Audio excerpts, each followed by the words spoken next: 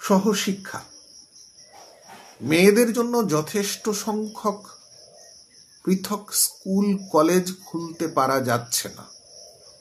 এই অজুহাতে সরকার ও শিক্ষা কর্তৃপক্ষ সহশিক্ষা কো এডুকেশনের ব্যাপক প্রচলনের মাধ্যমে কিশোর কিশোরী তরুণ তরুণীদের মধ্যে অবাধ মেলামেশা, উদ্দাম উশৃঙ্খলতা এবং প্রবল অসংযমেরই প্রশ্রয় দিয়ে ব্রহ্মচর্য আন্দোলনের অন্যতম প্রতিবন্ধকতা সৃষ্টি করছেন। চিত্তচাঞ্চল্য, পাঠে অমনোযোগ, ক্লাসে আড়ষ্টতা, শিক্ষকদের প্রতি অশ্রদ্ধা ইত্যাদি থেকে আরম্ভ করে উগ্র অশালীন আচরণ, হিংসা, দ্বেষ, মারামারি, যৌন মিলন, খুনোখুনি, গর্ভপাত ইত্যাদি বহুবিধ সংকট হলো এই সহশিক্ষার প্রত্যক্ষ কুফল। 12-13 থেকে 21-22 বছর পর্যন্ত এই সময়টা খুবই গুরুত্বপূর্ণ। এর আগে পরে ছেলে মেয়েদের মেলামেশা সম্পর্কে বাধা নিষেধ খুব একটা জরুরি নয়।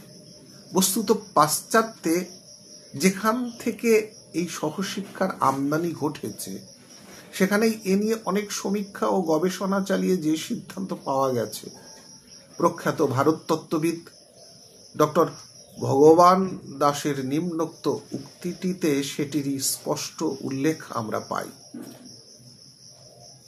Facts and figures collected by reputed authors in the West prove conclusively virginity and purity are almost impossible for youth and maid.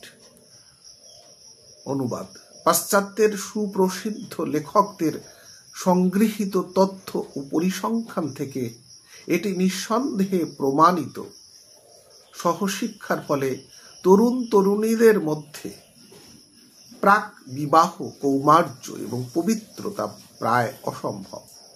Doctor Hirendranath দত্তের মনুর বর্ণাশ্রম ধর্ম, পৃষ্ঠা 159 থেকে সংগৃহীত। ধন্যবাদ।